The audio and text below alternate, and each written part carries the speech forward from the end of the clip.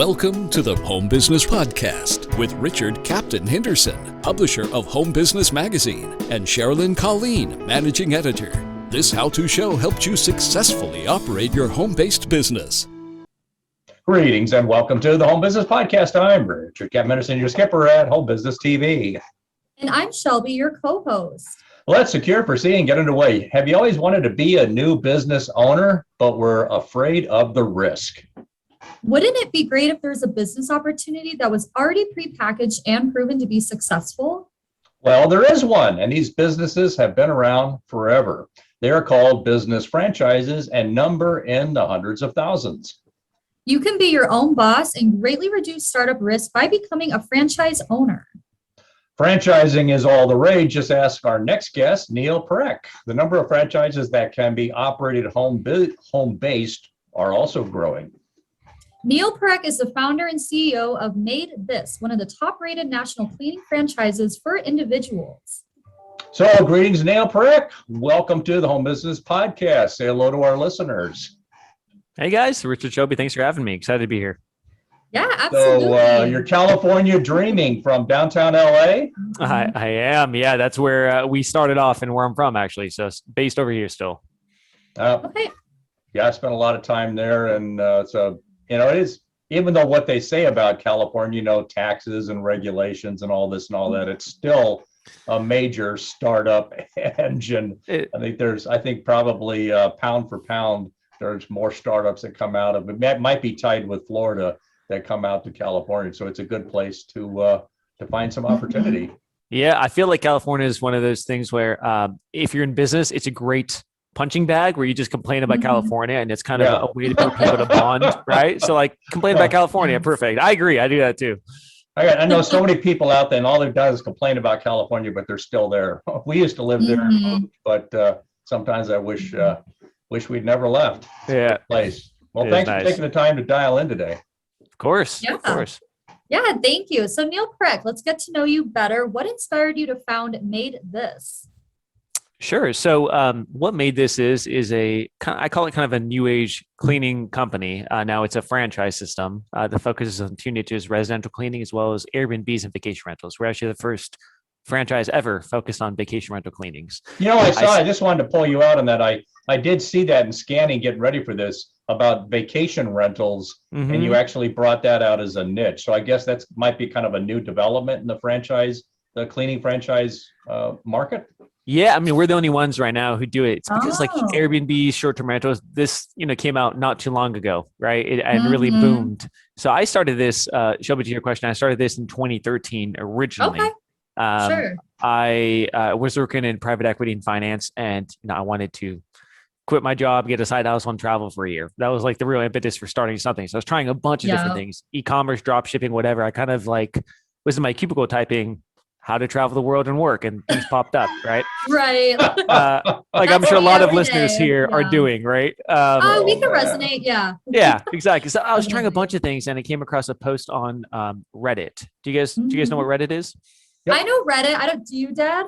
Have you heard of Reddit? Oh yeah. I mean, it pops up, and it seemed to capture a lot of snapshots. That's for sure. Yeah.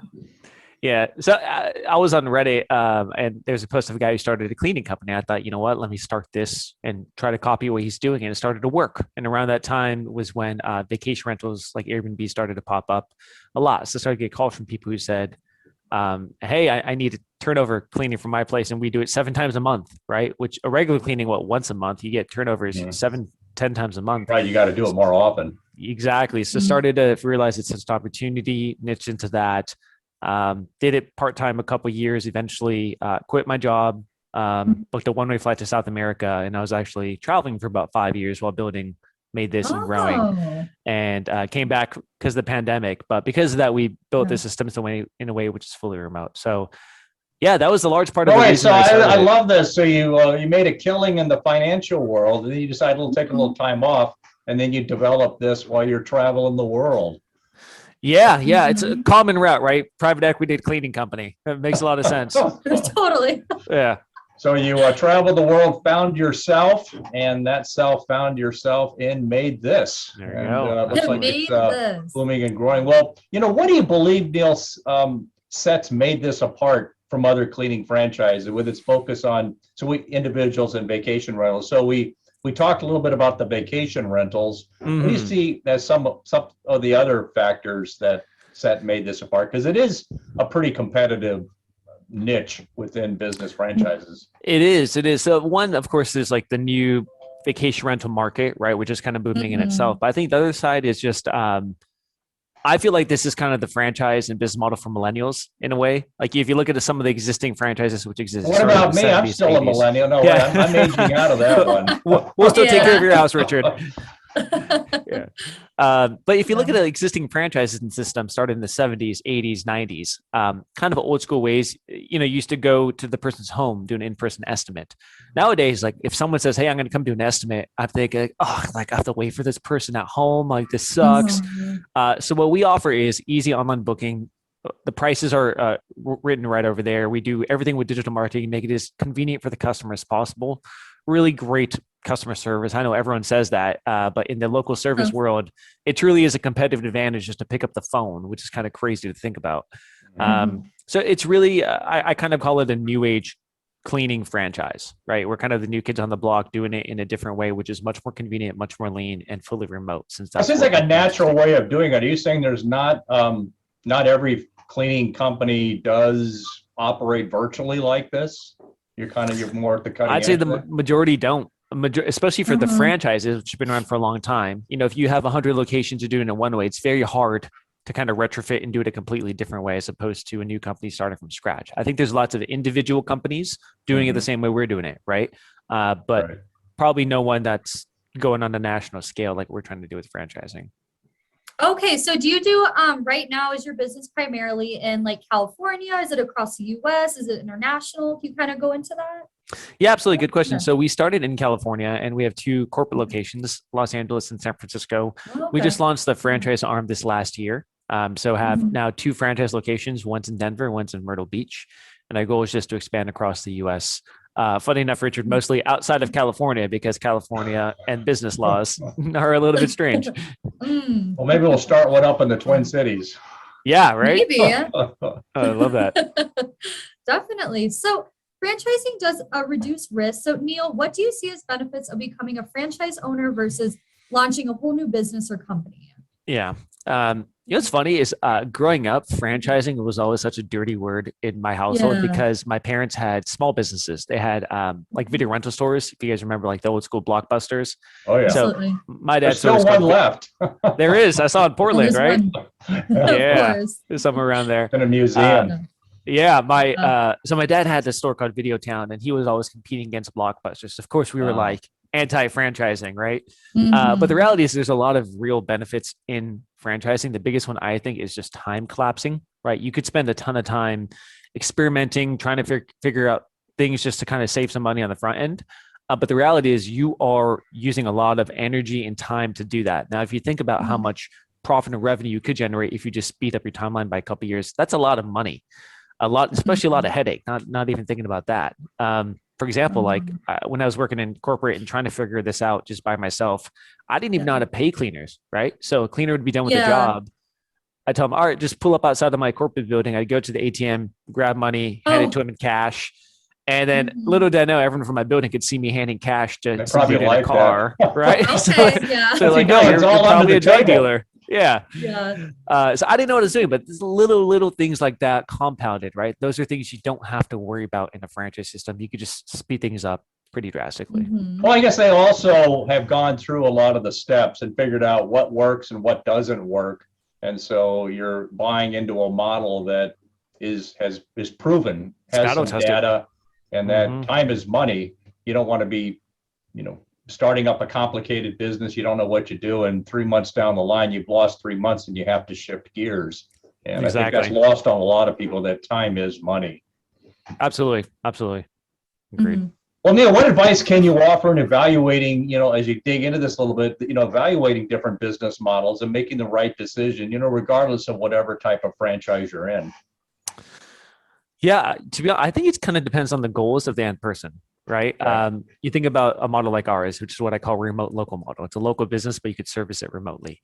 There's lots of business models which lend itself to that. Typically, it's home-based businesses, right? Kind of what you guys are showing, where oftentimes the labor is dispatched from their home straight to the job site. Just So like they're kind of a local service business and local servicing a services, local clientele. a lot of home services as well, kind of lend itself to that remote model. But the reality is, people don't want that sometimes. Like maybe they think they do, but that's not the right fit for them. Why? Because it's people intensive.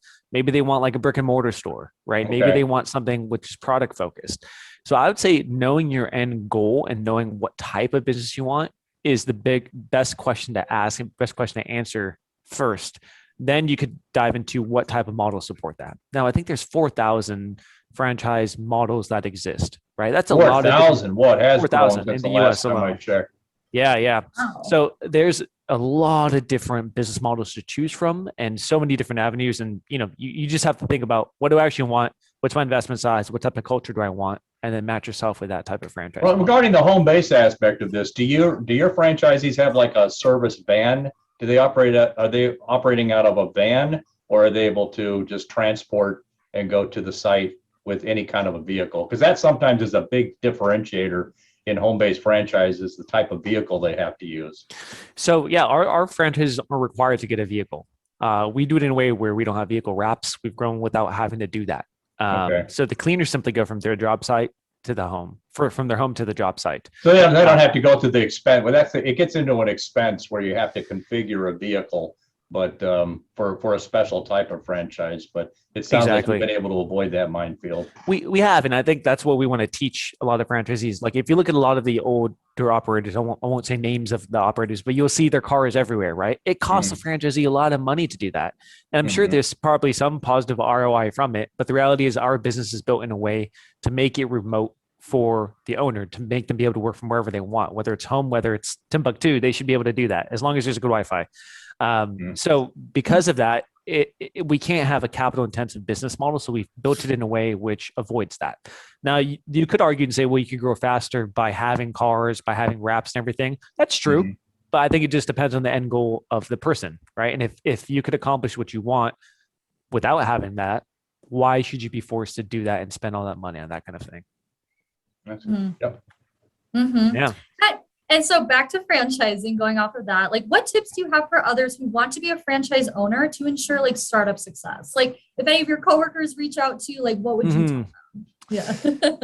Yeah. I do think franchising as a concept is good for some people, but not good for everyone. So first question to ask is probably, should you get into franchising?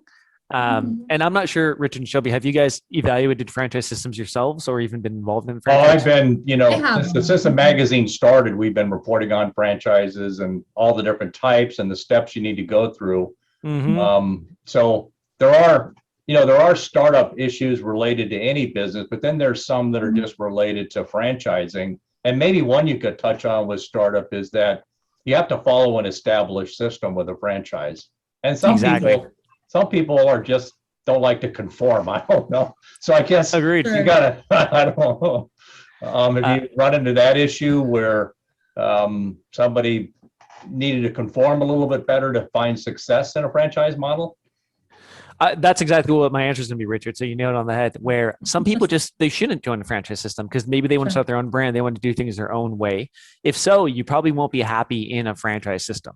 I do think earlier franchises, like more emerging brands, lend itself to a little bit more entrepreneurshop. For example, if you go to McDonald's and say, I want to put a Slurpee machine in here, they're going to say, no, you can't do that. We have 5,000 million stores. Like we're not going to change this. But if you go to an emerging brand, you might be able to innovate a little bit more. But the reality is you should kind of know who you are. Do you want to start a franchise or would you rather have full control of everything you're doing? Again, it goes back to your end goals, right? So your success in a franchise environment, Shelby, to your question, I think it would lend itself to what type of franchise system you want to join and the culture around it. And if that's really what you want to do. And I know I talk a lot about end goals, but that's really what it is. It's a partnership. You're pretty much taking the business model, taking the support system and running with it yourself. Now you're paying up for that. So you better make sure that. Let's hit on that point because that's the big kahuna with a franchise versus just starting up Joe's cleaning service is that that model, that reduced risk, that system in place does cost a little extra money, sometimes a lot extra money. So, Yeah. money, nothing's only free cheese is in a mousetrap. The investment is worthwhile. I guess if you're going to go into a franchise, you need to prepare for that and plan with the funding to, fund your startup then through its operations. Absolutely. So the two biggest reasons why franchises fail, number one would be health issues, or I guess three, health issues or divorce. And the second one is they're undercapitalized. What, did the franchise cause the divorce, or did it? Yeah, who knows, right? Chicken or egg. I want to see more data on that one. The other reason is undercapitalization, right? People will buy into a franchise system that they can't really afford, thinking, yeah, it's going to work out. But that's one of the biggest reasons why businesses fail. And this isn't just a franchise system, but think about any business. If you go into business, Right. you are going to be burning cash a little bit up front. If you can't afford it, you can't float the business until you get to a point where it's really accelerating. So that is a big consideration you should consider. Some franchises offer financing. I don't know if that's a big thing anymore, or maybe just provide some guidance with it. Yeah. Most franchises do or should. We do, where we have connections with SBA lenders, and SBA has great programs for franchises specifically, which is another huge benefit of the franchise system. It is heavily regulated, meaning I have to register with the SBA as an official franchise, and then my documents. So no walking outside and changing money from the ATM, huh? You can't do that, guys. Do not follow that. Yeah. I have a quick question. So with franchising, do you recommend you go into it individually, or do you recommend going in with like a partner? Obviously, maybe not a friend, but like, do you recommend individual? No, don't go in business with a friend. Not a friend. Yeah. Yeah. Very good question, Shelby. I think it depends on what you need to do. For example, if you know your skill set, maybe you're the money guy, right? And hey, I don't know how to run and operate a business, but I know someone and have a partner who could operate this. You could go into it as a partnership. For example, our first location in Denver, they went into it as a partnership. There's someone who provided the marketing expertise as well as the money, and there's someone else who provided the operational expertise. Our second location was just solo, one person. So I don't think there's a right answer. It just depends on what your fit is, for sure. One thing I want to dive in a little bit more. The MaidThis franchise is a fully remote model, and I think this is. We talked a little bit earlier about this, but I think this is one of the most innovative items with franchising now. Is like, what are some of the fundamentals of running a fully virtual company? You can talk a little bit about this more. Yeah. The fundamentals in terms of like what the franchisee should know is like, there's going to be more tech than like a normal service business, meaning like you're going to use probably Slack. We require all franchisees to use Slack. You're going to like link a lot of things to online software. Like your everyday job is going to be in front of a computer screen for the most part. So you need to know some tech. You're not coding or anything, but you need to be comfortable with that. That's the biggest thing, because your team is going to be remote. You need to have a cadence to communicate with them. You need to be able to be on the ball. How do you do that? Just technology. So I think that's a big point when it comes to home-based businesses and having a fully remote team. So our team, for example, I think we're across 8 different countries in terms of operations team. Cleaners, of course, are local, but the team is across 8 different countries. So we're all on Slack. We all have multiple meetings every single week.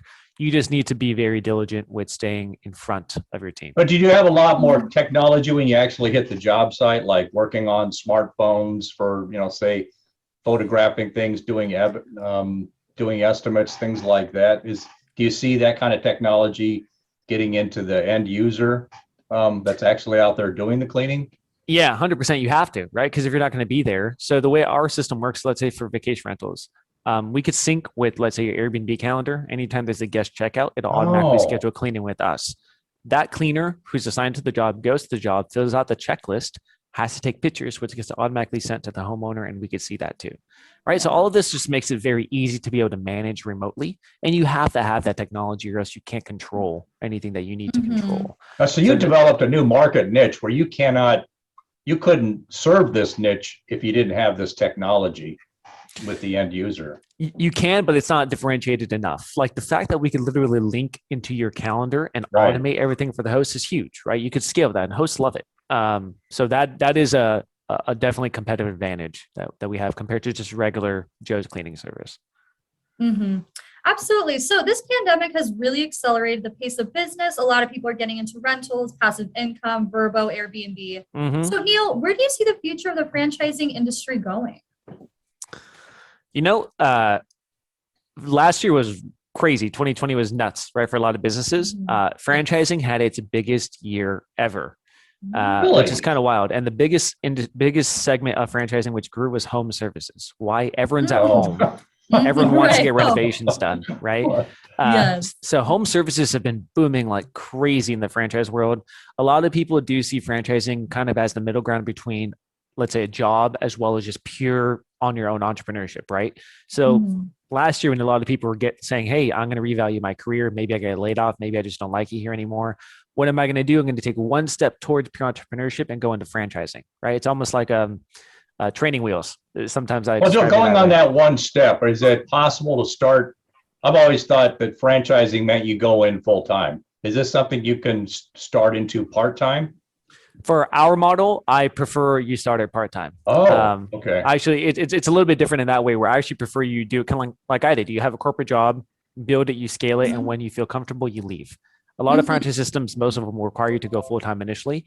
I think for our type of industry, it's the type where it's a little bit slower up front. You build recurring revenue, but it takes time. And then at a certain point, it reaches a critical threshold where you're like, I'm going to quit and go to Colombia, right? But like it takes a while to get there. So I actually don't think you need to do full-time from the get-go. Well, so it kind of helps you keep your living expenses as you get started. But then as you get into it, you're actually going to increase the risk of failure if you try to juggle two jobs or a day job and your franchise is pretty successful.